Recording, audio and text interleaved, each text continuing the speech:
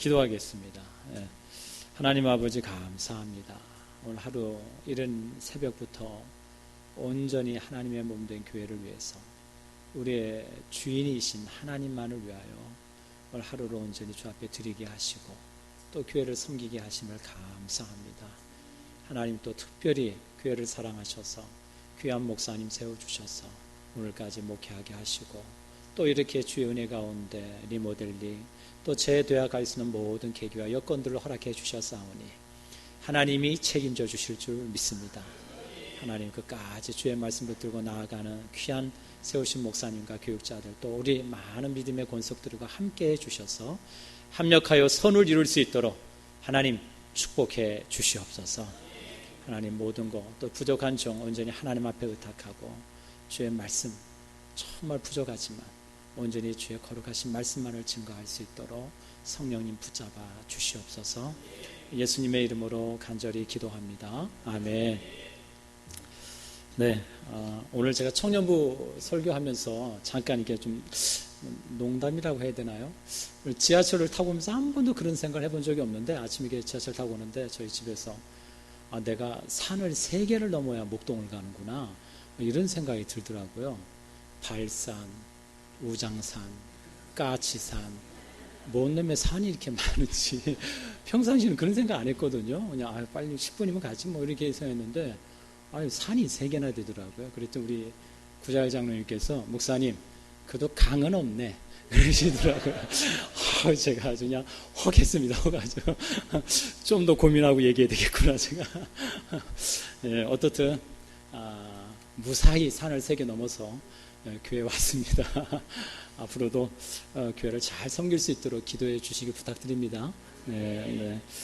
오늘 사대교회 이 교회를 통해서 하나님이 인정하시는 교회, 어쩌면 오늘 말씀과는 좀 역설적인 내용일 수도 있어요.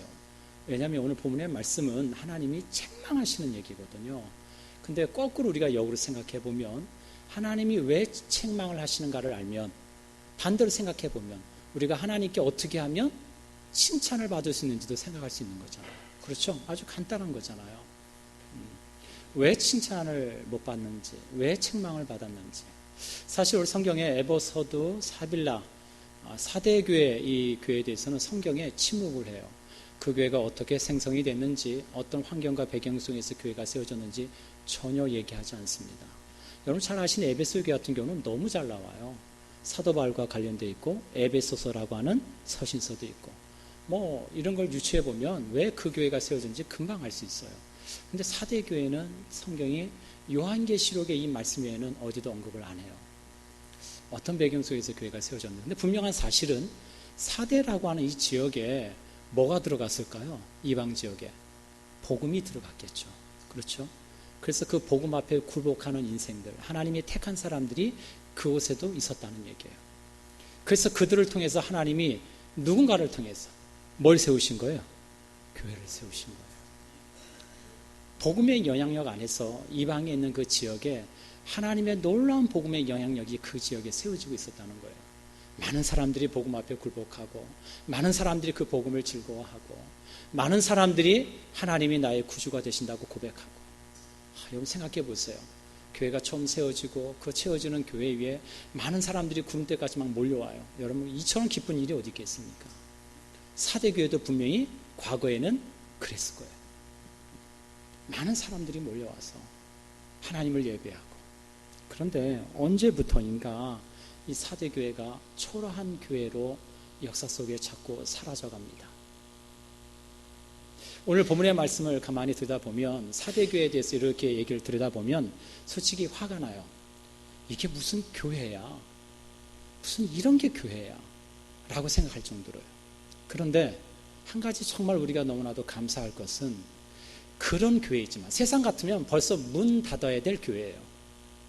그런데 하나님은 그런 교회에도 여전히 하나님의 당신의 관심과 사랑을 보여주고 계실 뿐만 아니라 또 중요한 사실은 그 교회에 7 영이 가진 일을 통해서 하나님의 말씀이 더 깊게 선포되면서 그 교회가 온전한 교회로 세워지기를 하나님의 사랑에 강권하신 가운데 권면하고 계시다라고 하는 사실이에요.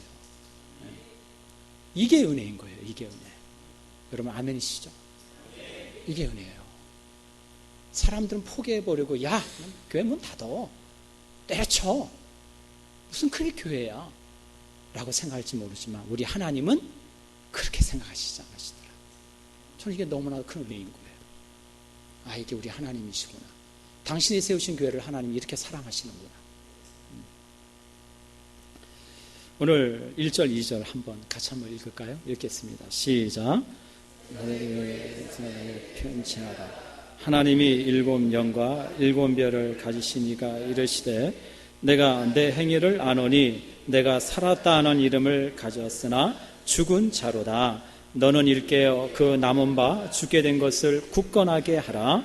내 하나님 앞에 내 행위에 온전한 것을 찾지 못하였노니. 여러분 말씀해 보면요, 하나님이 사대교회에게 참 가슴 아픈 현실이에요. 받아들여야지 어떻게 하겠어요. 그게 사대교회 현 주소인데, 하나님이 지금 사대교회에 너희가 믿음이 있니 없니 그거는 둘째치고, 그거는 좀 묻지도 않으세요. 그건 하나님 따지지도 않으세요. 지금 그거보다도 가장 기본이 안 돼 있다는 거예요. 뭘 갖고 얘기하냐면 너희 행위부터 똑바로 해. 너희들이 믿음이 있고 없고는 그 다음 문제고, 행위부터 똑바로 해. 행위부터. 하나님 이걸 얘기하고 계시는 거예요. 사람 앞에 보이는 행위가 아니라 누구 앞에요? 그렇죠. 하나님 보시기에. 하나님 보시기에. 하나님 내가 보기에 너희들 삶의 행위부터 고쳐. 이 얘기를 지금 하고 계셔요. 그래서 초대교회 여러분 성경을 보잖아요. 에베소도 사빌라라는 교회를 보면 하나님이 하나같이 책망하는 교회를 보면, 여러분 에베소 교회는 뭐라고 말씀하셔요? 너희 첫 사랑을 버렸다. 그리고 여러분 잘 아시는 버가모나 두아디라 교회는 하나님이 가장 싫어하는 것 중에 하나인 뭘 용납해요? 교회에 이단을 용납하고 거짓 선지자들을 용납하고. 여러분 저 잘 아시는 교회, 야 너희가 뜨겁든지 차든지 해라. 어느 교회예요? 네? 예, 라오디게아 교회. 그리고 오늘 성경 말씀에 여러분 보신 사대교회는 행위를 똑바로 해. 참 이런 내용들을 가만히 듣다 보면 하나님이 책망하실 때, 교회를 볼 때 양적인 면을 뭐라고 하시는 것 같아요? 질적인 면을 뭐라고 하시는 것 같아요? 그렇죠. 질적인 부분을 하나님이 책망해요. 지금 사람이 얼마나 있느냐, 얼마나 영향력을 주느냐, 그거보다도 하나님 보시기에는, 하나님의 시각에는 본질이 더 중요한 거예요. 전에 사랑하는 여러분, 오늘 이 말씀이 저와 여러분에게 성령이 주시는 귀한 음성으로 듣고 우리 교회를 정말 지금도 하나님이 기뻐하시지만 하나님이 더 기뻐하시는 교회로 세워가는 그런 귀한 은혜가 있기를 주의 이름으로 축원합니다. 예. 그럼 왜 사대교회가 이렇게 하나님 앞에 책망을 받았을까? 첫째는 이런 이유입니다. 한번 따라해 보시죠. 은혜 안에 강한 교회가 되지 못했다. 참 중요해요. 은혜 안에 강한 교회가 되지 못했다. 사대교회가 분명히 화려한 전성기가 있었을 거예요. 하나님이 많은 영혼들을 보내주시고 말씀의 뜨거움도 있고 사역자들의 기도하고 충만함도 있을 거예요. 그런데 사람 참 그래요. 기업을 하시는 우리 장로님들 계시지만 1위로 올라가는 것보다 뭐가 더 힘들어요? 그 1위를 유지하는 게 더 힘들어요. 사업해 보신 분들은 더 잘하실 거예요. 공부하시는 분들도 막 1위로 올라가서 하는 건 막 어떻게 노력하고 막 기쓰고 하면 될 수 있어요. 그런데 중요한 건 그 자리를 유지하는 건 몇 배의 힘이 더 필요해요. 마찬가지입니다. 하나님이 은혜를 주셔서 교회를 부흥케 하시고 성장하게 하면 감사하죠. 얼마나 귀해요. 부흥도 하나님의 역사가 있어야 되는 건데, 그런 은혜 가운데 교회를 하나님이 부흥을 주셨으면 그거를 뭐 해야 돼요? 그렇죠. 하나님의 은혜를 더 붙들고 그걸 지키려고, 아니 그보다 더 큰 은혜로 나아가도록 노력을 해야죠. 그런데 자꾸 사람들은 안주해요. 이만하면, 이쯤 됐으면. 그리고 자꾸 교회 생활이 느슨해집니다. 왜요? 전에는 내가 일하지 않으면 할 사람이 없었어요. 근데 이제는 내가 일 안 해도 할 사람이 많아요. 누군가 하겠지. 누군가 대신 기도하겠지. 누군가 봉사하겠지.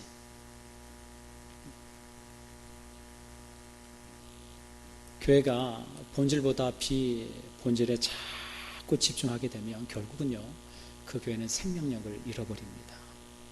오늘 담임 목사님이 오전에도 설교하실 때 일부 예배를 제가 2부 예배 들을 때도 목사님이 그 교회 아픔에 대해서 몇 가지 예를 드셔서 말씀하셨잖아요. 정말 이단으로 넘어가고 교회가 정말 분열이 생기고. 왜 그런 일들이 벌어질까요? 교회를 은혜 안에 붙들려고 하지 않으니까. 은혜 안에 붙들려고 하지 않으니까. 오늘 루터가요, 종교가인 루터가 정말 성경을 읽으면서 깨달은 위대한 발견이 있어요. 그리고 그 위대한 발견이 한국교회, 세계교회의 중요한 분기점을 만들어냅니다. 여러분, 그게 뭔지 아세요? 한 단어예요. 성경을 통해서 루터가 발견한 놀라운 진리. 그게 뭡니까? 믿음으로 의롭게 된다. 이신칭의예요. 이 한 가지. 루터는 성경을 통해서 이거 하나 발견한 거예요. 아하! 믿음으로 뭘 받는다? 구원을 받는 거구나. 믿음으로 의롭게 되는 거구나. 이거에 목숨 걸었어요, 루터는. 그래서 자신이 95개조 방문을 내버렸던 구텐베르크 그 도시에 정말로 목숨을 걸어서 지금 천주교 카톨릭들이 얘기하는 거 다 틀렸다. 우리 하나님이 우리에게 주시는 구원은 에베소서 2장 8절에 너희가 그 믿음으로 말미암아 어떻게 해요? 어떻게 해요? 은혜의 선물로 구원을 받았으니. 그렇죠. 이는 하나님의 뭐라고요? 선물이다. 너희의 행위에 난 것이 아니 누구든지 자랑치 못하게 합니다. 너무나 놀라운 은혜인 거예요. 그래서 그걸 가지고 평생 3, 40년을 구텐베르크 도시에서 목회합니다. 설교합니다. 제자들을 키워내요. 하나님은 우리에게 뭐라고 말씀하시느냐? 믿음으로 의롭게 된다고 말씀하셔. 천국 가는 길은 믿으면 돼. 누구를? 예수 그리스도를 믿으면 되는 거예요. 그런데 루터가 이제 나이가 들어서 그가 이제 노년이 됐는데 아픈 현실을 발견합니다. 왜? 루터가 실수한 거죠. 어떻게 보면. 모르겠습니다. 실수라고 볼 수는 없지만 루터는 너무 그 기쁨에, 이신칭이라는 것의 기쁨에 복음의 특권에 대해서만 사람들에게 가르쳤어요. 그런데 복음의 책임에 대해서는 가르치지 못했어요. 그러니까 사람들이 한 번 구원받은 건 뭐예요? 영원한 거예요. 그러니까 그 구원의 기쁨을 가지고 복음을 받은 자로서의 그 책임을 다하는 게 아니라 받은 특권만 누리면서 사람이 살려고 하니까 사람들이 너무 신앙생활이 방종해 버렸어요. 프리해져 버린 거예요, 생활이. 왜요? 한 번 구원을 받았으니까 어떻게 돼요? 어차피 천국 가는 건 보정돼 있으니까. 그러니까 사람들이 복음의 특권을 가지고 그 복음의 책임을 다하는 삶을 사는 게 아니라 그냥 방종하면서 살아가는 모습을 보고 루터가 가슴을 쳐요. 아하, 이게 아닌데. 그래서 그가 오랫동안 목회했던 구텐베르크 도시를 떠나려고 합니다. 근데 제자들이 말리죠. 떠나시면 안 됩니다. 계셔야 됩니다. 그런데 루터는 난 더 이상 설교하지 않겠다 이제. 한 걸음 더 나아가 칼빈은 뭐라고 얘기하느냐? 그리스도인의 신앙은 자신의 거룩한 삶을 통해서 입증해야 된다. 이게 무슨 얘기냐? 쉽게 이런 얘기야. 너희가 신앙이 있고 믿음이 있냐? 그럼 뭘로 증명해라? 삶으로 증명해라. 이런 얘기예요. 주 안에 사랑하는 우리 늦사랑교회 성도 여러분, 하나님이 우리에게 귀한 축복과 놀라운 은총을 부어주실 때 우리가 더 느슨해지지 말고 더 긴장하면서 붙들어야 될 게 뭐냐? 하나님, 이 교회가 하나님의 은혜 안에 더 강한 교회가 되게 해주세요. 이렇게 기도하시는 우리 성도들 되시길 축복합니다. 네. 두 번째로 또 뭐가 문제였을까? 세상의 도전 앞에 좀 약했다라고 생각해요. 하나님이 은혜 주시면 가감없이 세상을 향해서 도전할 줄 알아야 되고 세상을 향해서 싸움을 걸 줄 알아야 되는데 그게 무슨 얘기냐? 값을 치러서라도 내가 받은 이 구원의 기쁨을 뭐 해야 돼요? 전해야죠. 내가 왜 교회를 다니게 됐는지, 내가 어떻게 해서 구원을 받게 되었는지 그 기쁨을 세상의 도전 앞에 당당히 맞서야죠. 요즘 전도가 잘 안 된다고 얘기들 많이 해요. 한국교회에서. 옛날 같지 않다고 합니다. 이유가 뭘까요? 먹고 살만해져서 그럴까요? 네? 왜 그럴까요? 오늘 저렇게 찬양하신 분들 이렇게 잘 이렇게 보는데요. 진짜 저도 이제 세상에서 한 3개월 돈을 벌어보니까 제가 그런 생각했어요. 저분들 오늘 이렇게 주일 섬기시고 내일 또 출근해서 하루 종일 또 일하셔야 될 텐데 얼마나 힘드실까. 제가 해보니까 참 대단하시다. 제가 한 가지 좀 예를 들을게요. 성경의 사도행전 4장 5장 보면은요, 우선 말씀 한번 찾아보실까요? 사도행전 4장 한번 보시죠. 사도행전 4장 18절로 21절입니다. 사도행전 4장 18절로 21절. 참 세상의 도전 앞에 우리가 어떻게 살아야 될까 아주 중요한 예가 하나 나옵니다.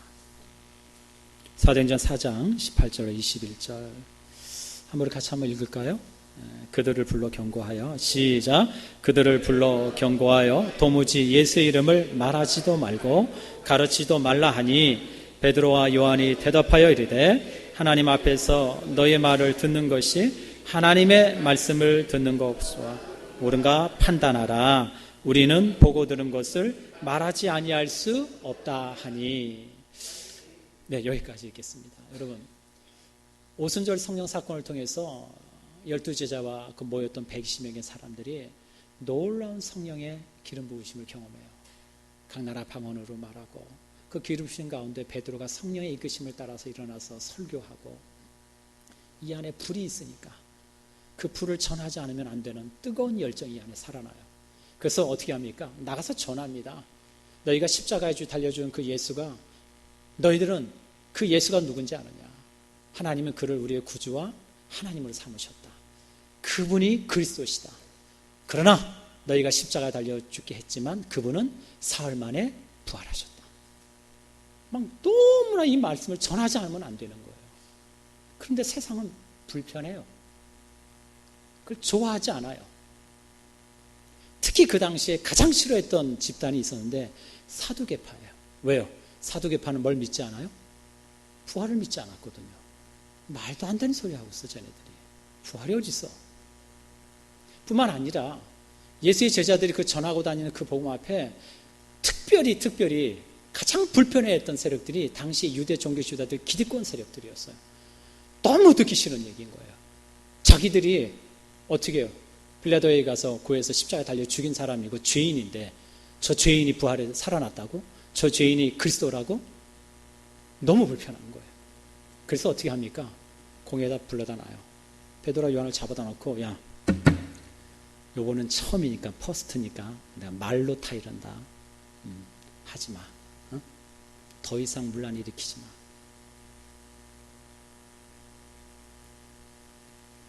그 이야기를 할 때 세상이 도전이잖아요. 세상은 예수 그리스도가 우리의 구주 하나님이 되신다는 걸 불편하게 생각해요. 여러분 주변에 많은 이웃들과 또 친구들과 지인들이 있죠. 예수 믿어야 구원받는다고 얘기해 보세요. 많은 사람들이 왜 예수만 믿어야 되는데? 교회가 천국 가? 왜 교회만 가야 천국을 가는데?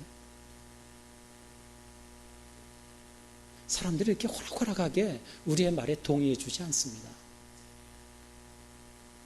왜 너희들 말만 옳다고 하는데? 그런 세상에 도전이 있어요. 더 이상 나한테 교회 오라는 얘기 하지 마. 나한테 예수 믿으라는 얘기 하지 마. 여러분 그 말을 들을 때마다 여러분들 마음속에는 어떤 생각이 드세요? 지금 성령의 감동하심을 따라서 유대 백성들에게 예수 그리스도의 부활하심과 그의 하나님 되심에 대해서 증거하는 베드로와 요한에게 세상의 기득권자라는 사람들이, 세상에 힘 좀 있다라고 한다는 사람들이, 유대 백성들의 지도자라고 하는 사람들이 한다는 소리가 입 다물고 조용히 있어. 더 이상 떠들고 다니지 마. 그 이야기를 들을 때 베드로와 요한이 뭐라고 대답하느냐? 오늘 저와 여러분이 읽은 성경의 본문의 말씀이에요.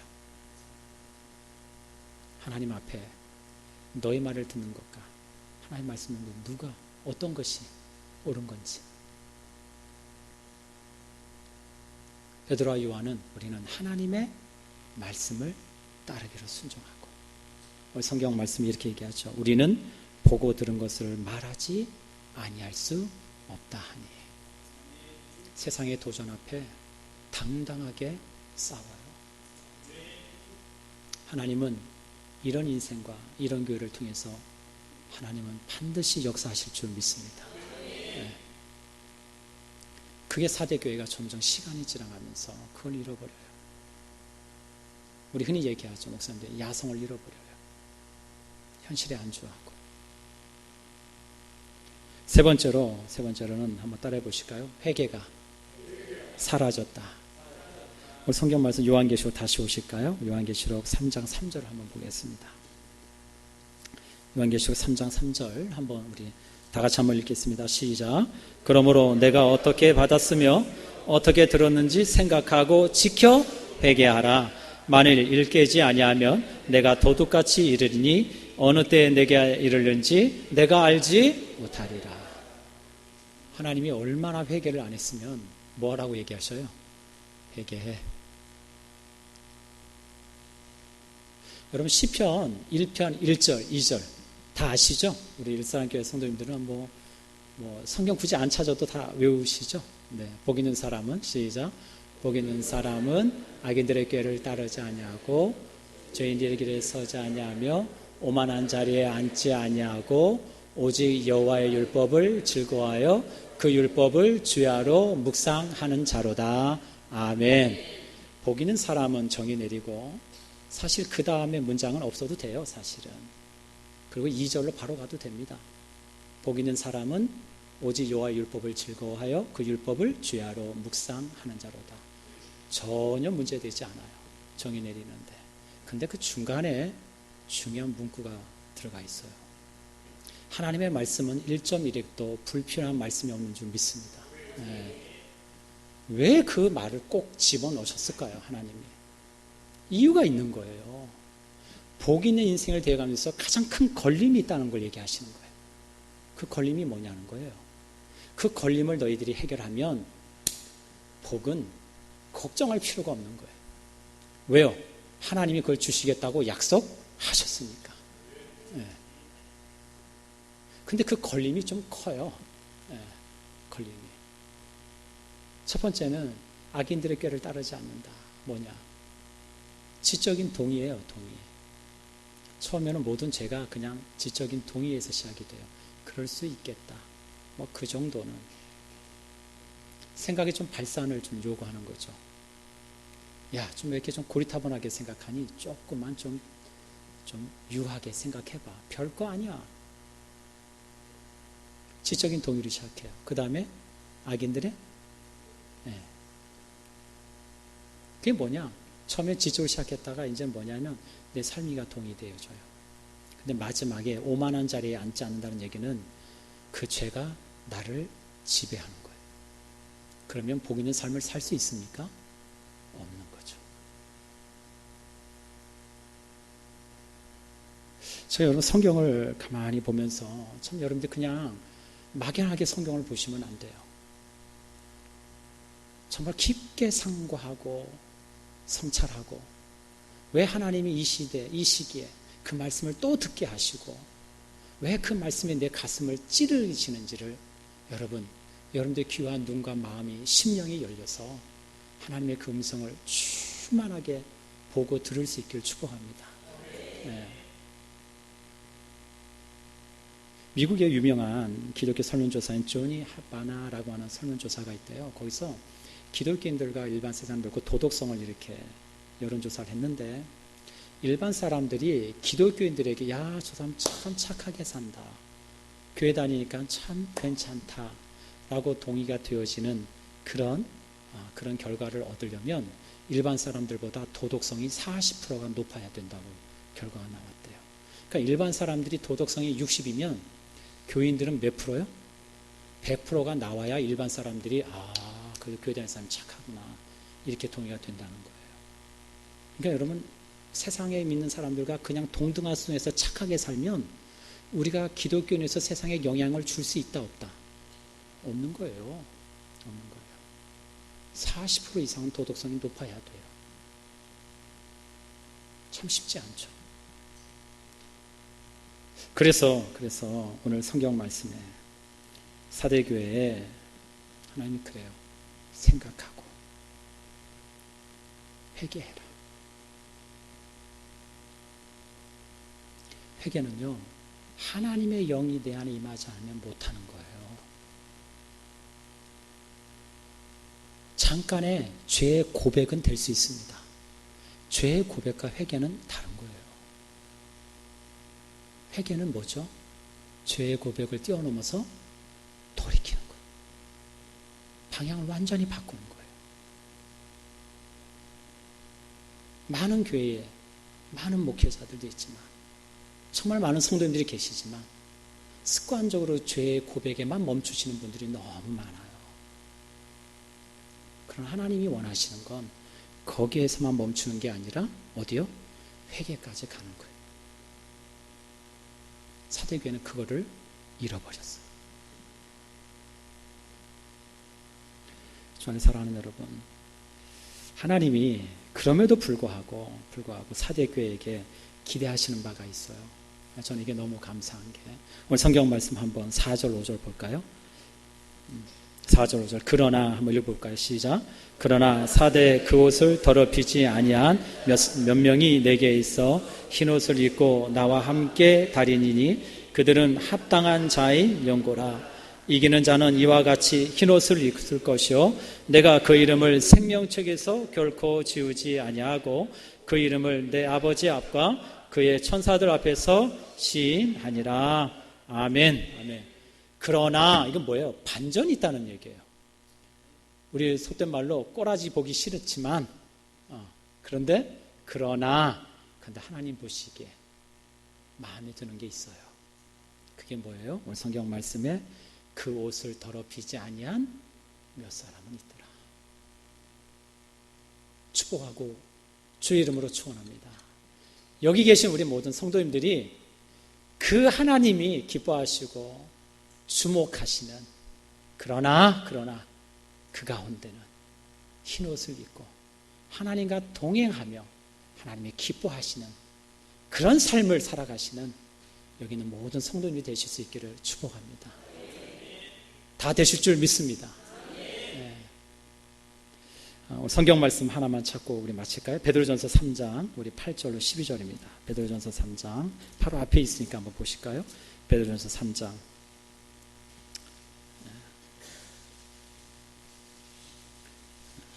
8절로 12절입니다. 한번 다 같이 한번 읽겠습니다.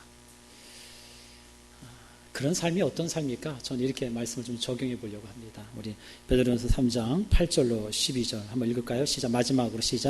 마지막으로 말하노니 너희가 다 마음을 같이하여 동정하며 형제를 사랑하며 불쌍히 여기며 겸손하며 악을 악으로 욕을 욕으로 갚지 말고 도리어 복을 빌라. 이를 위하여 너희가 부르심을 받았으니 이는 복을 이어받게 하려 하심이라. 그러므로 생명을 사랑하고 좋은 날 보기를 원하는 자는 혀를 금하여 악한 말을 그치고 그 입술로 거짓을 말하지 말고 악에서 떠나 선을 행하고 화평을 구하며 그것을 따르라. 주의 눈은 의인을 향하시고 그의 귀는 의인의 강구에 기울이시되 주의 얼굴은 악행하는 자들을 대하시느니라. 아멘. 아멘. 우리 사랑하는 성도 여러분, 주의 눈은 누구를 향하신다고요? 네, 그 옷을 더럽히지 아니한 자. 이해되시겠죠? 그 옷을 더럽히지 아니한 자에게 향하신다고요. 그리고 그 인생을 하나님이 뭐 하신다고요? 동행해 주신대. 어디로 가든지 무엇을 하든지. 전에 사랑하는 우리 성도 여러분, 왜 사대교회가 하나님 앞에 책망을 받았을까? 또 반대로 생각해 보면 어떤 교회가 하나님 앞에 인정을 받을까? 은혜 안에 더 강한 교회가 되기를 붙드는 교회 뿐만 아니라 세상을 향해서 과감히 도전할 줄 아는 교회. 그리고 세 번째, 회개할 줄 아는 교회. 거룩의 삶을 살아가려고 몸부림치면서 그것을 감내할 줄 아는 교회. 전에 사랑하는 성도 여러분, 우리 힘으로는 안 돼요. 하나님께 맡겨야죠. 내 힘으로는 하루도 못 버팁니다. 하나님께 맡기고 하나님이 인도해 주시는 바대로 순종하면 언젠가 시간이 지난 뒤에 뒤를 문득 돌아다보면 내가 이만큼 성장했구나. 라고 하는 것을 분명하게 발견하실 줄 믿습니다. 기도하겠습니다. 하나님 아버지 감사합니다. 오늘도